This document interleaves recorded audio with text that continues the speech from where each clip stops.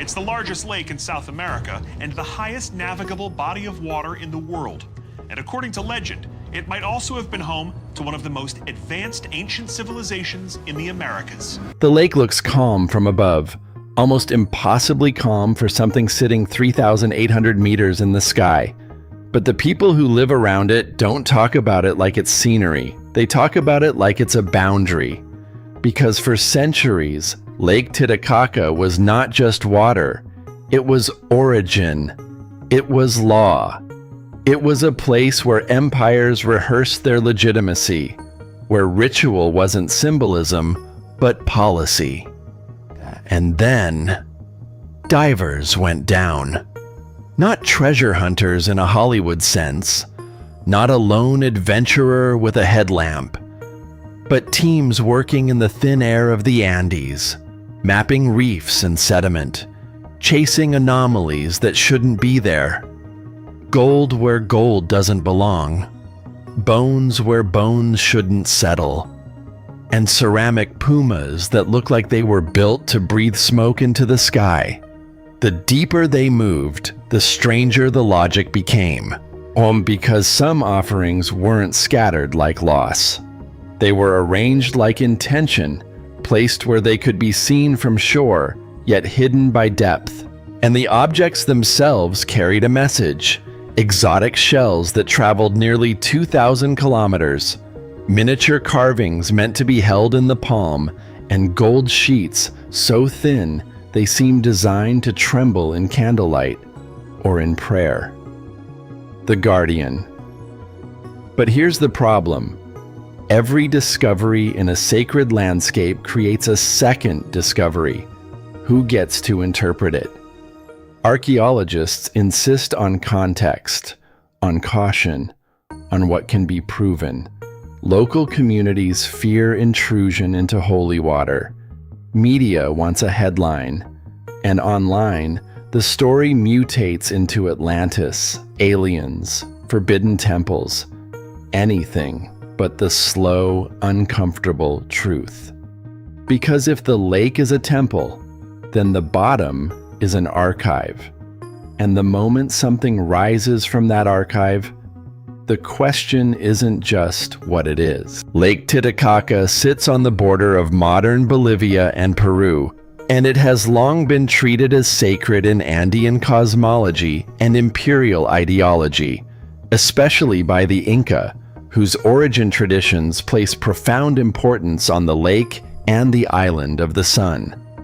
Archaeologically, the region's pre-Inca history includes the rise of the Tiwanaku civilization, a major Andean state that developed and expanded during the first millennium CE.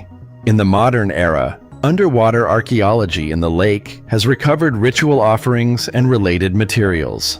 Research at a submerged offering location called Koa Reef near the island of the Sun documented ceramic feline, puma, incense burners remains consistent with sacrificed juvenile llamas, gold ornaments, and other prestige materials, evidence interpreted as repeated, structured ritual deposition. The published study emphasizes that these underwater contexts help archaeologists reconstruct ritual practice and political ideology in the Tiwanaku state, and PMC full text mirror. Separately, news reports from 2013 described an underwater team presenting more than 2,000 recovered artifacts, ceramics, gems, gold objects, associated with Tiwanaku and Inca cultural horizons, reportedly found underwater near the Island of the Sun area. Fachhochschule.org, AP. Scholarly debates. What is discussed, contested, or interpreted differently? There is debate not so much that rituals occurred, but what those rituals meant politically. Were they primarily elite power displays? Were they pilgrimages with broad social participation? And were they state formation technologies reinforcing cooperation through religion? The Tiwanaku case is often discussed through the lens of religion and collective action, how repeated ritual practice can stabilize complex societies. The Koa Reef study explicitly frames these rituals as part of Tiwanaku consolidation. There is also debate around claims of temples or roads discovered underwater. Some reports describe major submerged structures, while other voices urge caution pending conclusive evidence and peer-reviewed documentation. BBC News. Speculative theories must be treated as speculation. Online narratives sometimes rebrand underwater sites as a lost civilization that predates known Andean timelines by millennia. Atlantis of the Andes, non-human or impossible construction. These claims may appear in entertainment media, but they are not the consensus position of academic archaeology. So the mystery is not simply that objects exist underwater. The deeper anomaly is the pattern. A lake is a moving environment, currents, sedimentation, seasonal shifts. If valuable items end up on the bottom by accident, they tend to scatter, they tend to break randomly, they tend to lose their story. But at Koa Reef, researchers describe something closer to choreography. Puma-shaped incense burners, gold ornaments, and juvenile llama remains turning up in an assemblage that supports the idea of repeated ceremonies. Not one accident, not one loss, but a cycle. And then there's the social anomaly. The lake is sacred. Sacred places are governed by permission structures: local, regional, national, and international. Underwater cultural heritage also faces looting risks, which means authorities may restrict access, limit public detail, or control excavation timelines. That creates a modern tension. The public wants revelation now, but archaeology is slow by necessity. A framing of underwater heritage repeatedly emphasizes protection and the threat of looting. And into that tension, the older controversy returns. Back in 2000, reports described claims of a submerged temple and associated features, claims that sparked skepticism and concern locally, with some archaeologists demanding stronger proof and local communities uneasy about disturbance of a holy site. The breakthrough isn't a single artifact. It's a modern toolkit that finally makes the lake readable without turning it into a quarry. In the Koa Reef Research Program, the work involved sonar scanning, underwater mapping, and 3D photogrammetry, along with controlled sediment excavation, methods that preserve context rather than strip mining it. Penn State in this matters because context is everything in archaeology. A gold piece without its location is a trophy. A gold piece with its location, associated ceramics, associated animal remains, and dating is a sentence in a language scholars can actually interpret, and that interpretation grew sharper with radiocarbon dating. The Koa Reef offering phase modeled a time frame roughly in the 8th to 10th centuries CE, aligning with Tiwanaku state expansion and ritual intensity. PMC, a second kind of breakthrough, comes from something less visible: text analysis. The Inca did not leave a conventional writing system, but Spanish-era chroniclers did leave accounts, imperfect, biased, and filtered, but still valuable. Modern researchers compare these documents against archaeological finds to test whether reported rituals correspond to material patterns. This is where AI can enter, carefully, realistically. AI cannot prove a ritual happened. It cannot authenticate a myth. It cannot replace fieldwork. But it can help researchers search large corpora of Spanish colonial texts for recurring motifs, offerings, islands, deities, Was underwater deposition. Map place names and variant spellings across documents, cluster themes, and compare them to archaeologically verified practices. In other words, AI can accelerate the indexing of memory, but it cannot replace the discipline required to verify claims in the mud, in the sediment, and in the stratigraphy. And that is exactly why the lake's new story feels so unsettling. Because the more precise the methods become, the less room there is for comfortable mythology, and the more clearly power and ritual begin to look like the same thing.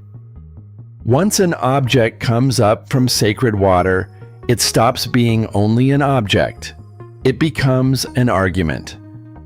Archaeologists are trained to speak in probabilities, in cautious verbs. Suggests, indicates, is consistent with. The Koa Reef publication is careful, describing compositional patterns and ritual reconstruction grounded in excavation context and dating. But the public rarely speaks that language. The public speaks in absolutes, especially online. A puma incense burner becomes proof of a hidden priesthood. A gold medallion becomes evidence of a lost super empire. And an underwater structure, whether verified, misinterpreted, or exaggerated, becomes a headline that outruns peer review. Then institutions hesitate, not necessarily because of a conspiracy, often because the stakes are real. Looting risk increases the moment coordinates become popular knowledge.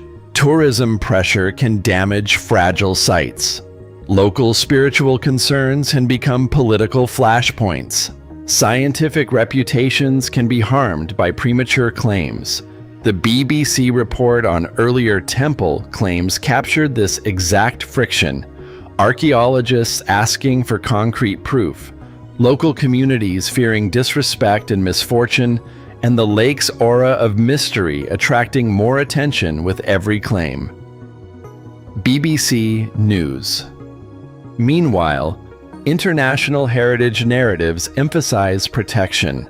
Its coverage of the Titicaca project frames the underwater record as exceptional heritage, while warning that underwater cultural remains can be exposed to looting. So the escalation is not a Hollywood cover-up. It's something subtler and, in many ways, more believable. A collision between scientific caution, sacred geography, media appetite, and the modern economy of attention. And into that collision steps celebrity storytelling. A TV host frames it as an adventure. A podcast guest frames it as forbidden history. The audience arrives already primed for a twist. But the lake doesn't care what the audience wants. The lake only offers what it has preserved. In this reading, the underwater offerings are a form of structured ritual deposition, performed repeatedly by elites tied to political consolidation and religious authority. The evidence supporting this includes the patterned assemblage of incense burners, juvenile llama remains, prestige goods, and the study's argument that ritual practice helped Tiwanaku integrate and reproduce state power. This interpretation does not require a vanished civilization or impossible technology. It requires only something history repeatedly demonstrates: states sacralize power. A more alternative, but still potentially plausible, reading suggests that what has been found may be only a fraction of a larger sacred landscape. Multiple submerged shrines, ports, dwellings, and offering points distributed across the lake, implying a ritual network more extensive than previously understood.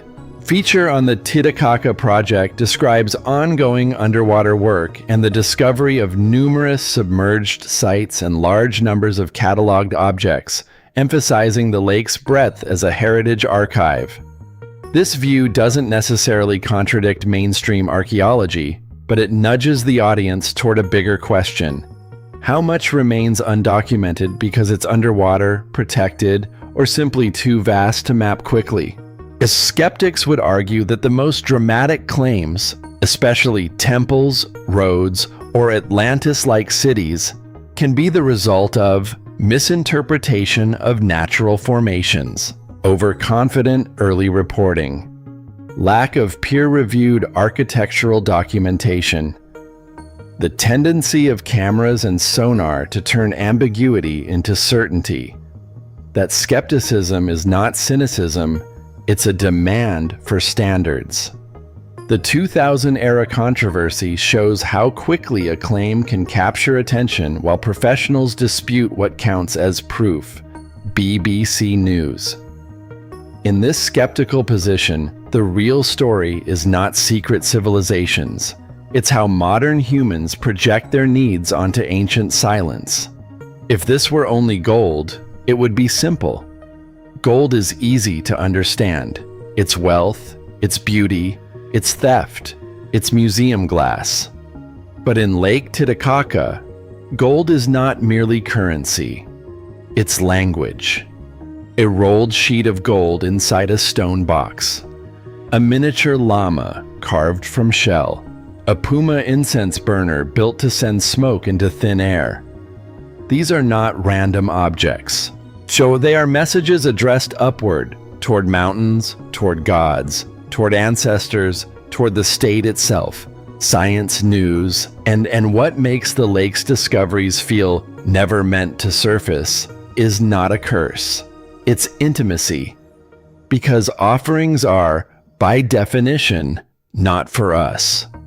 They are transactions between the living and whatever a culture believes waits beyond the living.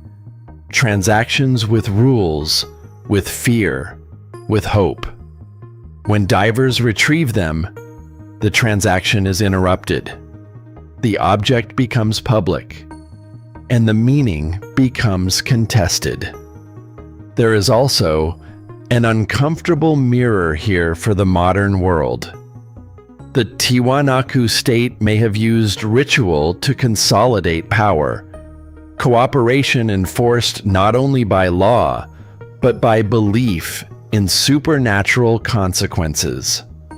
Modern states consolidate power too, sometimes through law, sometimes through narrative, sometimes through what gets protected and what gets published and what gets turned into a spectacle. Oh, so the lake becomes more than an archaeological site. It becomes a test. Can a modern audience accept a story where the truth is not a single revelation, but a disciplined accumulation of evidence? Can the public tolerate uncertainty long enough for the past to remain honest? Or will every artifact be forced into someone's preferred myth? Academic, nationalist, spiritual, or viral? In the end, the divers rise, one breath at a time, bringing with them objects that were designed to stay below. Not because someone hid them in the modern sense, but because the sacred is often defined by separation. The living here, the gods there, the offering in between, sealed by water, sealed by depth, sealed by silence. And now that silence is broken, a puma incense burner sits under museum light. A stone box is photographed and cataloged. News clips cycle through the same few seconds of gold again and again, until the audience stops seeing an offering and starts seeing only a prize. Phys.org, AP. Yet the lake remains, vast, cold, and incompletely mapped, calls underwater heritage irreplaceable, and warns that it is exposed to looting the moment it becomes known. Archaeologists call for context and patience, and the internet calls for a twist. So here is the open question the film leaves behind. If Lake Titicaca has already given up thousands of objects, what is still down there that no one has the right words for yet? Because maybe the greatest secret isn't a lost city. Maybe it's simpler and more unsettling. that the past was never missing. It was only waiting for us to decide whether we would treat it as evidence or as entertainment. What do you think the lake was trying to say? And who was it really speaking to? Invite your viewers to comment with their theory: ritual power, lost architecture, or modern myth-making.